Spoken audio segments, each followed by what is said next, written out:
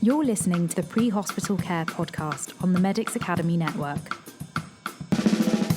Welcome back to the podcast. I'm here with Kelly Wright from Higher Venture Healthcare. Today we're going to tackle one of her fantastic blogs she writes as one of the co-authors for Higher Venture Healthcare. Kelly, welcome to the podcast. Thank you so much for having me. It's great to have you with us, actually. Kelly, what we're going to do today is going to unpack one of your fantastic blogs, actually. And the first one we're actually going to go for today is around choosing your critical care venture. In the piece, it's a fantastic piece, actually. And in the piece, you speak of looking at, within critical care, looking at the data, but managing complex cases, some of the long-term patient recoveries, but also just the hybrid world of bridging the gap between complex patient transfers and maybe primary work. So it's a fantastic blog. We'll put it in the show notes so people can go away and read it. But could I just get really from you why you wrote the blog in the first place? Yeah, I've been a nurse for over a decade now, which is crazy. And I have spent ample time. Um, in the blog, I talk about ER nursing, ICU nursing, and flight nursing. I spent most of my career in the ER, a couple years in the ICU, and then I'm back home flying, so a couple years flying. And I know a lot of people, new nurses, people in general, just don't quite know or understand the differences of what each facet um, is composed of, or opportunities, or what you're really going to do on a day-to-day basis. So for me, this blog was more of like a little education piece, maybe for new healthcare providers to help guide them on where they want to go. So, and it was fun. It was fun to reflect on all the different places I've worked and how the work has changed and the patients change and the routines change. And now I'm back home settled and in flight, and I will not leave. But it was kind of a nice like throwback to go think about it all. Yeah, indeed. No, indeed. In the piece, you speak to the flexibility, really, as you've just spoken to there, like the ground-based nursing or flight-based nursing, and just the challenges of each, but also just that continuing the education, and actually, every day is a learning day, but also just the emotional resilience you speak to in the piece, just becoming emotionally resilient to see lots of different patient presentations in very different contexts, the unique challenges of each, like say flight nursing versus ground-based ICU nursing. They've got quite different challenges in the way they present. But could I get you to speak to any sort of post-blog reflections you've had and or feedback you've had on the piece? Yes, I've had, we have one reader who really appreciated it, and she said that she's applying to medical school. She's in the process of trying to get into medical school. And she said even just reading this from the nursing side has kind of influenced her to go the critical care ICU route. So that was fun to hear. Um, and then I think, post blog reflections is it's just crazy to think that I'm 10 years in and I've done so much. I traveled for a few years. I've been in so many different departments. I've worked for two flight companies, so I've seen things from, very different angles. And it just kind of made me proud of everything I've done, and in the level of the ICUs that I've worked in. I've worked in a level one trauma center ICU. The ER here where I'm from in Nevada is our big level two, but like one of the busiest in the region because we're the only one. And then, my flight company covers all of Nevada and Northern California, which is also a huge range. So it just made me really proud of the work that I've been doing. Yeah, listen, it's fantastic. It's a fantastic read. And to your point, just a real cross section of what you've done and what's possible.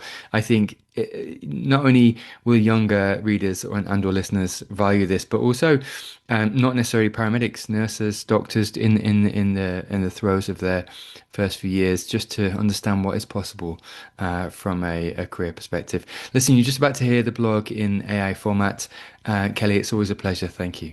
Thank you. Welcome back to the deep dive. We're here to take a truly dense topic, stack up some incredible source material, and then hand you the synthesized knowledge you really need. And today, we are taking a pretty massive leap into the world of critical care nursing. A huge one. We're comparing three really distinct, high-intensity specialties: the ICU, the emergency room, and flight nursing. It's a comparison that, our listeners have asked for a lot. Because from the outside, they all look so intense. They all handle the sickest patients. Right. But the day-to-day reality, the fundamental philosophy, and really the type of person who thrives in each one, well, they couldn't be more different. And the source material we have for this deep dive is just incredible. It really is. It's from a nurse with 10 years of experience across all three fields. Think about that. 2 different ICUs, at least 7 ERs, and 2 flight companies. So that's both fixed wing and rotor environments. That level of experience just gives us the perfect lens to look beyond the surface, So our mission today is to cut through the stereotypes, the medical jargon, and really help you figure out which path, ICU, ER, or up in the air, might best fit your personality, your skills, and I think critically, your lifestyle. Yes, because as our source reminds us, if you're going to survive in this field, the best nurses are the happy nurses.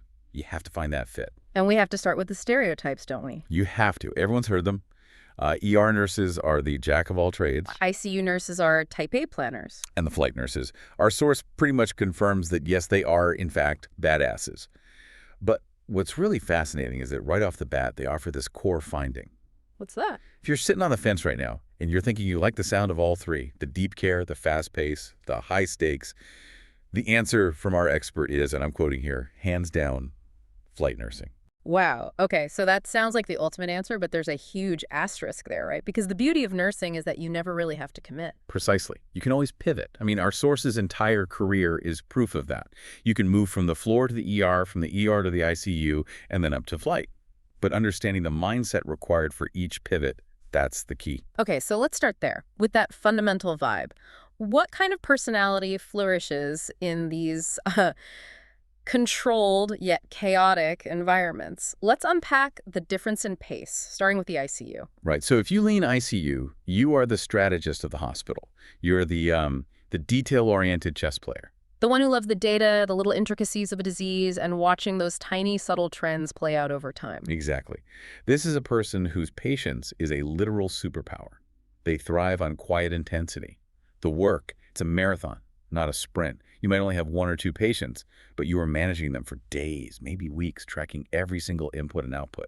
It's the nurse who, as our source says, might actually pull up a patient's old chart just to see what their potassium level was back in 28 times. Yes, because that data point matters to the whole intricate plan. If you're someone who likes your IV lines, meticulous, organized, perfectly labeled, the ICU is definitely your domain. Okay, so if the ICU is the marathon, the ER is what, a high-speed sprint relay? I love that. A sprint relay.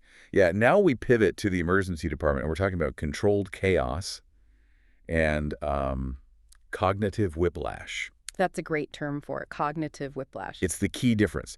The ER nurse has to be adaptable, fast, and just not easily rattled. They are masters of rapid prioritization. You're juggling 5 patients at once, and they all have completely different problems. Totally different. You could have a major trauma, a kid with a fever, a stroke alert, an overdose, and a psychiatric crisis all at the same time. And you have to switch your brain instantly between those needs while somehow holding on to all the critical details. And that pace, it's constant turnover, unpredictable cases. Our source points out that while this is exhilarating, it also comes with this immense system-level stress. Oh, for sure. You're trying to save a life in the trauma bay, but you know there are 40 other people in the lobby waiting. That level of triage is it's unique to the ER. And that pace has to change the whole philosophy of care, right? It changes everything. I mean, back in the ICU, that line must be labeled perfectly. In the ER, you're moving so fast that our source kind of jokes about it. Meticulously labeling a line. It's almost a foreign concept because you're already moving to the next intervention. Speed and stabilization come first. Exactly. They trump perfect organization in that moment. And then there's flight nursing.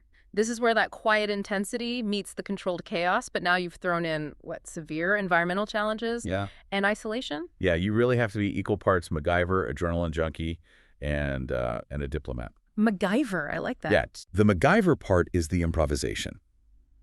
You have such limited resources in a very, very small space.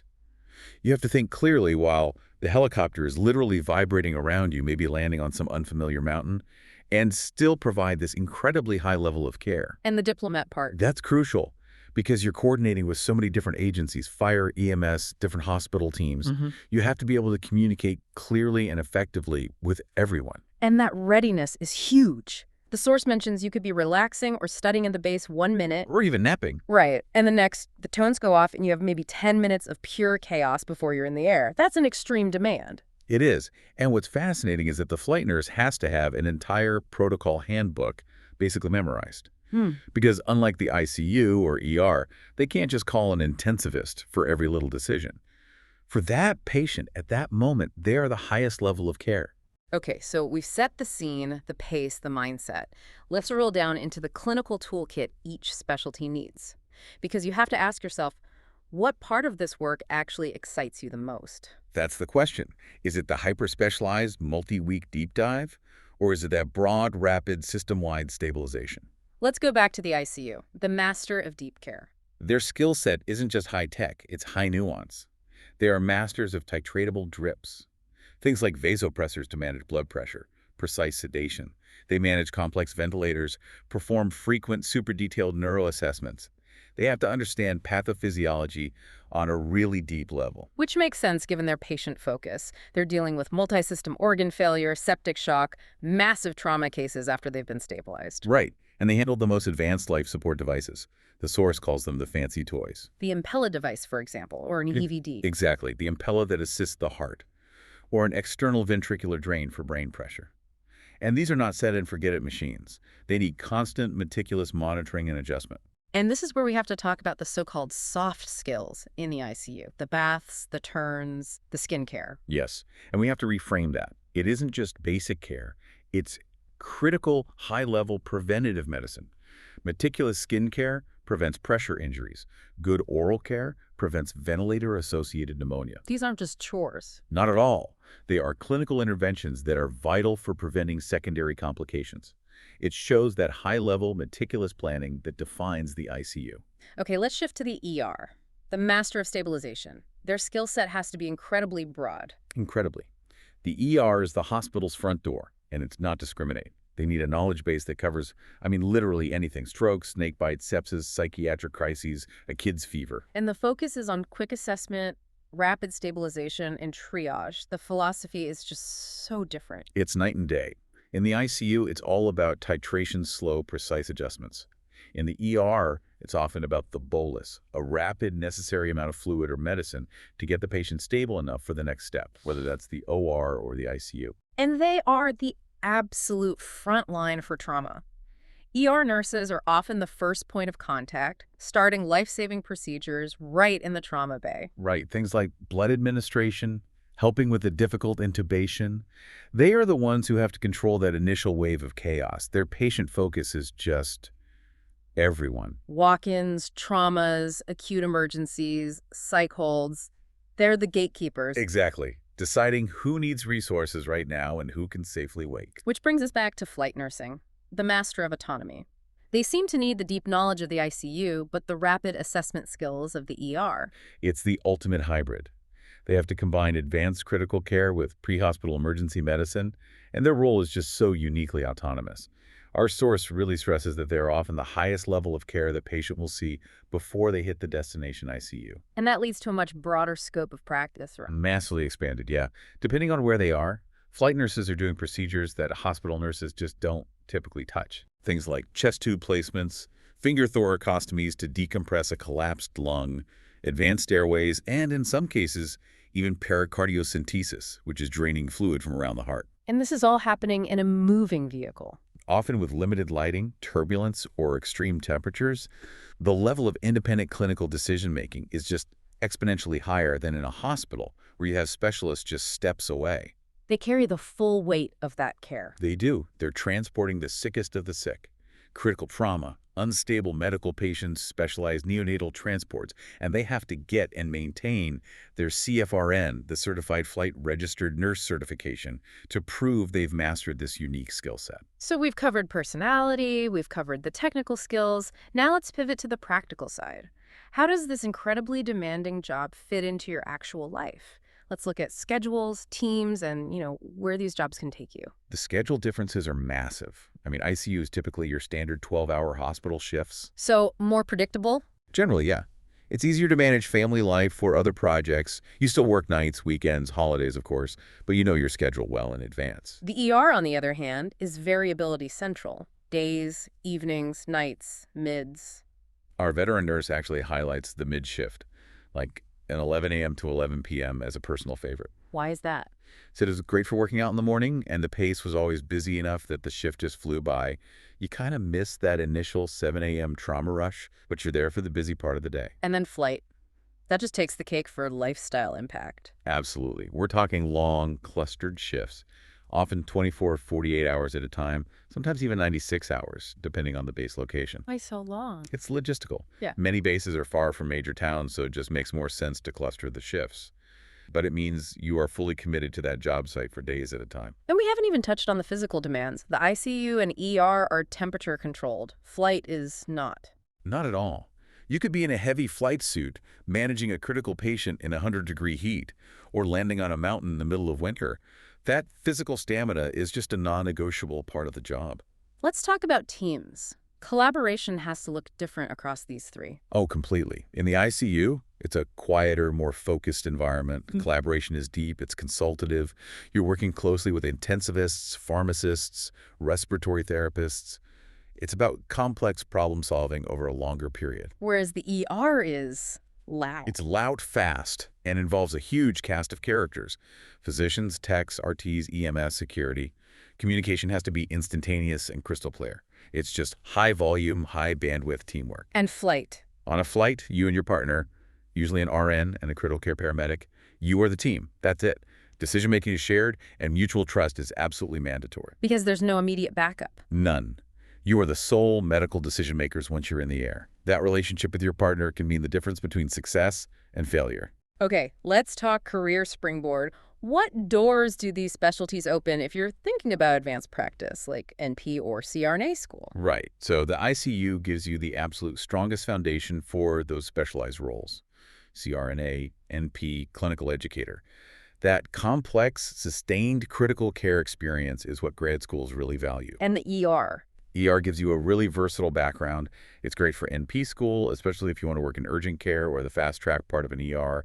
It's also excellent for travel nursing or disaster response. And flight nursing seems so competitive. Where does that lead? It can lead to education, leadership roles within transport medicine, or even business and marketing roles in the aeromedical industry. But here is the crucial caveat we have to talk about. Okay.